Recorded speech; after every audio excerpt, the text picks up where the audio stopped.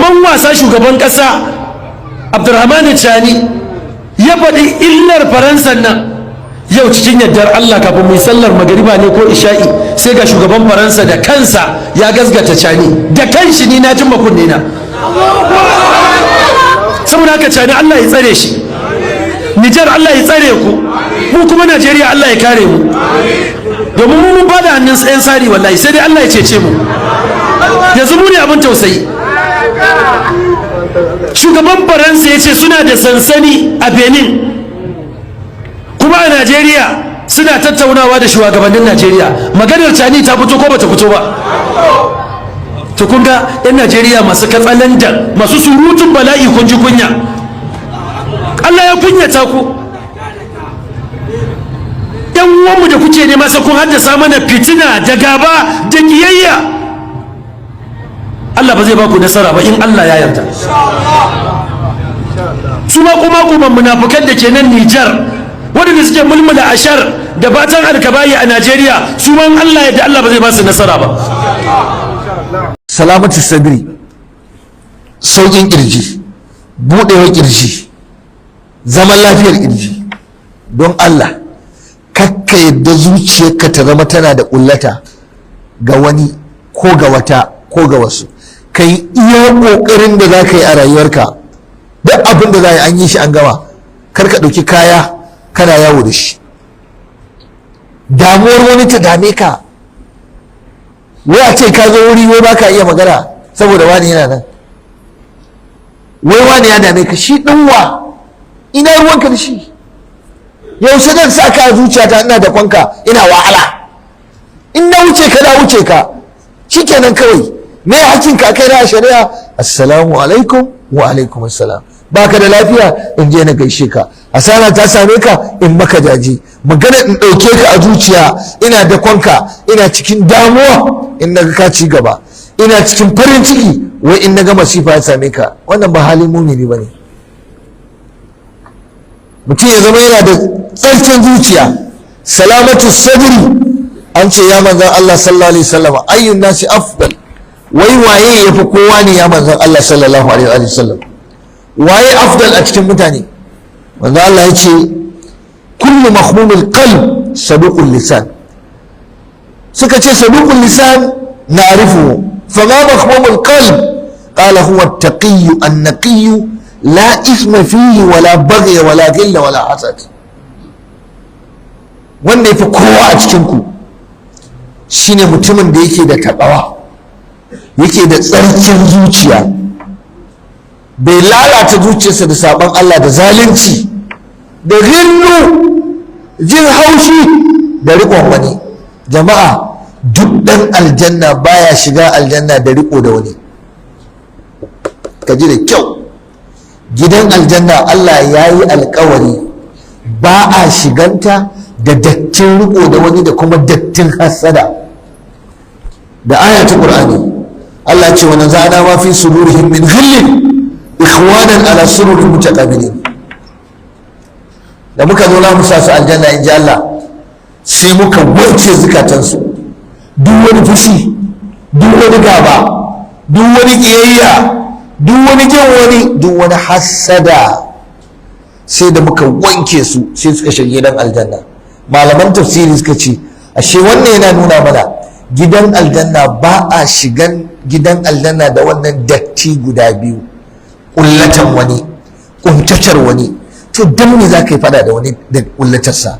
shi ba bai isa hana arzikin da Allah ya rubuta ma ba, baya ba da lafiya ballanta ya baka damuwa ya hana ka lafiya, ba shi ke rubuta talauci ba baka da damuwa, ba shi ke bada ɗaukaka ba baka da damuwa, ba shi ke bada ci gaba ba baka da damuwa. to me ya isa ya maka? iyakaci ya maka kullum duniya ne. kana da Allah, ka rike ubangiji.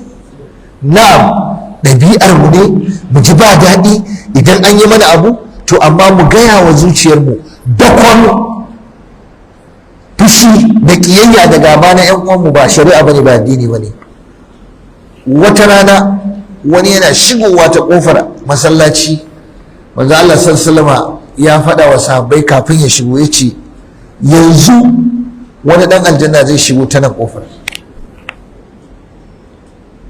aka gaba kowa ya ci gaba da zance sai ga wani bawan Allah ya shigo. da ya shigo sai aka gan shi a'a kamar ai ba ma wani mutum ne wanda ake ga wani babban mutum da an san shi ana gani yana da wani tarin ilimi ko tarin ibada ko kaza ba. yana zuwa ma bai ma samu wani wuri a gaba ya zauna ba, can ya je karshe ya zauna ya gama jin hadisinsa karatunsa kamar yadda kuke shigowa ku je wa'azi, ya kama hanya ya fita abinsa. annabi ce wannan dan aljanna. wa ya gaya masa? Allah bai gaya masa. wani sahabi ya ce ni ko yau sai na yi gulman da take halattacciyar gulma. ya bi mutumin da ya ce da Allah bawan Allah ko za ka karɓi bakunci na, ina so ka taimaka mun ka sauke ni a gidanka da Allah, ina cikin bukata. ya ce bismillah.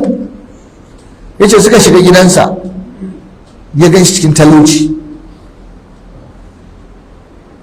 suka kwanta bacci. ya ce yana ta lura da shi. ya ce tun da suka kwanta mutumin nan bai farka ba sai lokacin za a tafi sallah asuba. ya ga yayi alwalarsa an tafi masallaci kwana daya. washe gari ya ga sun ci abinci bai dauki azumi nafila ba. kwana biyu bai ga ya tashi yana sallah da daddare ba. kwana uku ya ce to wannan mutumin to wai shi me yake yi ne? annabi ya ce da aljanna ne shi, amma dai in lokacin sallah ya zai fita su je masallaci da wurin annabi sallallahu alaihi wasallam. kwana uku ta yi ya ce to zan tafi. to na gode ce bawan Allah ka san me ya kawo ni gidanka? ya ce a'a. ya ce don Allah ina so in tambaye ka, akwai wata ibada da kake yi mai muhimmanci sananniya da kake ganin ta kai Allah baka aljanna?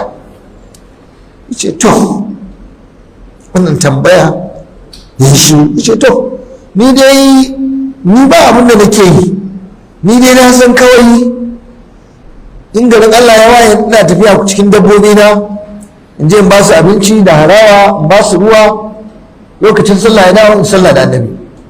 in na buƙaci kuɗi sai in kama dabba in je in siyar, in sun hayayyafa in ɗauka in sayar, da su nake rayuwa. kaga ashe dan adam zai iya rayuwa da dabba da kiwo, in sun ƙaru ka sayar ka biya buƙata, kana kiwo ta suna hayayyafa na biyan buƙata ne.